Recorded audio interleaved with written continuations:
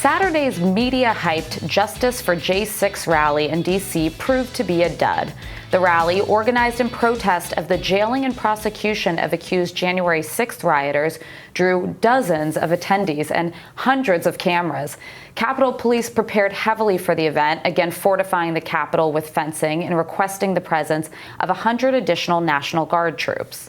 Protesters who did show up told the media they were disappointed that no major figures from the Republican Party spoke at the event, including Madison Cawthorn, who tweeted the day before that he was experiencing significant medical complications and asked for prayers. Prayers are with Madison. Here now to discuss is Michael Starr Hopkins, Democratic strategist and Senior Vice President at Firehouse Strategies, and Kelsey Bolar, Senior Policy Analyst at the Independent Women's Forum. Welcome to you both. Thanks for having us. It's great to be here. And so, first of all, when, on January 6th, when it was quite obvious that there were going to be thousands upon thousands of super angry people, explicitly saying that they were going to try to stop the vote counting that was going on in order to certify the election, it was business as usual when it came to security at the Capitol. The regular number of people came out, the same little bike racks that were, circling the Capitol, no extra fencing, no extra guards. When it's pretty clear there's going to be a couple dozen cranks, showing up to this protest, they bring out a phalanx of security. Kelsey, what's wrong with these people? Well, of course, there's a media double standard in the coverage that we could discuss here. But what I'm more interested in having a productive conversation about is the policies. We know very clearly that walls and fences work, show of forces work. In this case, I think that the media wanted this to be a big thing, and it wasn't. I don't have problems being prepared and having our forces, having police forces ready in the case that this was a massive, this turned into a massive riot where it was problematic. That didn't happen. But my question is, why can't we apply these same policies, these same lessons to places like our southern border, where we do need more law enforcement, we do need more show of force, and also why can't we apply them to other types of riots and protests that threaten to evolve into riots like we saw occur all last summer? Show of force works. I think that's the lesson here. I'm grateful that this was a big nothing burger over the weekend, and I hope that we can learn to use show of force in more cases to avoid anything like we've seen on either side of the political spectrum over the last year. Well, and I think it's a good point, Kelsey, because I think this was kind of the dud that was the Justice for J6 rally was a confluence of events. I don't think it was ever going to be something as substantial as we saw on January 6th. Obviously, no high-profile speakers there, but I also think it certainly was a factor that there was substantial law enforcement presence to thwart anything big that could have taken place. So it's a good point. Now, a friend of the show, Emily Jashinsky, responded to comments on the rally from CNN's Brian Stelter, where he claimed that the media's disproportionate coverage was justified by the, quote, anticipation leading up to the event, saying the media loves making its own anticipation for public anticipation. They create it, then respond to it, and that's how they distort our politics.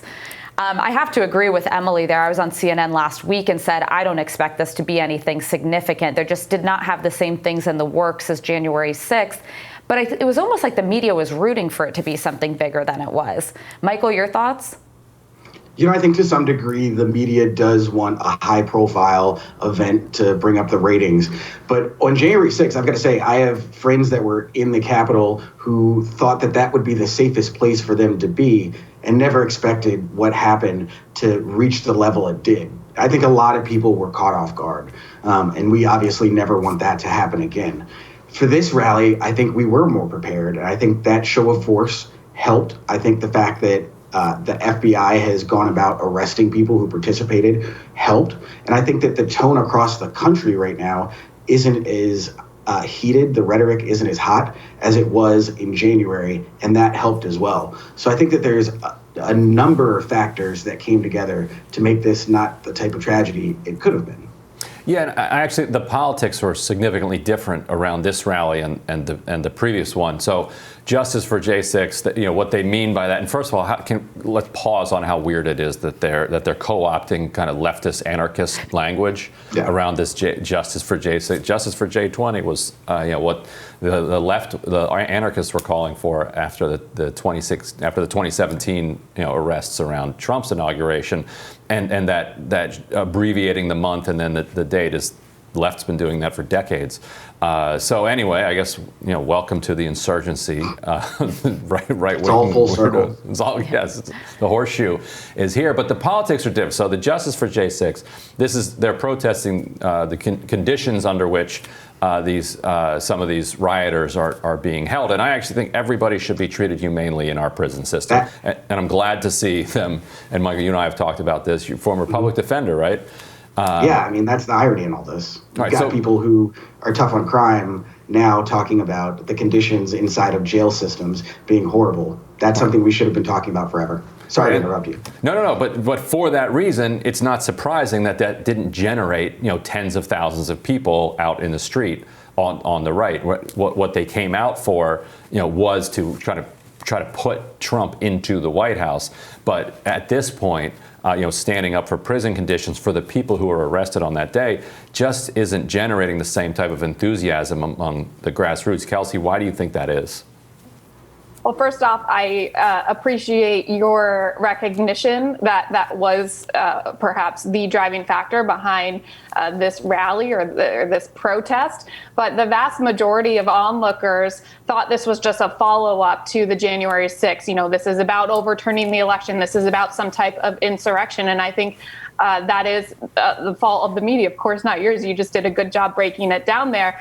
Perhaps it would have had a bit more support if the public better understood what they were calling for. I totally admit and acknowledge there's definitely a bit of double standard there in terms of, conservatives not always standing up for this type of prison reform. Although I would note conservatives under Trump did pass some pretty hefty prison reform type bills, which, could and should have bipartisan support. But bigger picture, I get frustrated in this situation where, as a political commentator on the right, I'm expected to be very vocal about this rally and condemn it. And I actually think that risks bringing more attention to the January 6th riots that I did not support, that I did condemn. But I think the media plays a role in not just covering this, but actually turning these situations into worse crises than they have to be. I mean, again, this was a nothing burger. In my opinion, it is more responsible for me to ignore it until it demands that it's not ignored anymore. If it gets out of control, of course, we all have to responsibly respond to it. But I don't think it's responsible to hype it up into something that it's not. Well, exactly. I think that's very well said, Kelsey, because again, you all may remember Matt Gaetz and Marjorie Taylor Greene went and protested outside of, I believe, the Department of Justice a few weeks back for around the same rallying cry, justice for the January 6th people who had been arrested from everything from, trespassing to weapons charges to, assault charges. So a number of different pending cases for the dozens and dozens of people who were arrested. And it completely fell flat. There ended up being more counter protesters than there were protesters in favor of releasing these people or changing their trial conditions. So clearly not a major animating factor for conservatives. And, to the Brian Stelters and other of the world, I would just say that's the important distinction here. This isn't about, election fraud. This isn't about what you thought should have happened in the 2020 election. This was a pretty nuanced, specific focus that clearly just did not generate that much interest. I will say one thing to that. When people like Madison Cawthorn are caught on camera saying that, we're going to have a revolution, we may have to use violence against our neighbors, and that January 6th was an example of, an attack on our freedom. That type of rhetoric, one, I actually don't think he believes, but two, it legitimizes some of the crazies in our country. And I said this before January 6th, and I'll continue to say it after. What really worries me is the type of Timothy McVeigh person who gets disillusioned, who believes the government is his enemy, and attacks somewhere because of rhetoric. And I think that's really where I worry about where this stuff leads. It's not really, the J6 rally or things like that. It's these one-off lone wolf kind of actors who we can't control, but they listen to the people who they hear in power. Well, and one thing I would just... go ahead, Kelsey. I just quickly add, I agree with that, and that's why the media and political commentators do need to be so nuanced and responsible in the way we respond to this inappropriate type of rhetoric, because yes, we need to condemn it to agree, but we also don't want to give it more attention. We don't want to fuel the fire.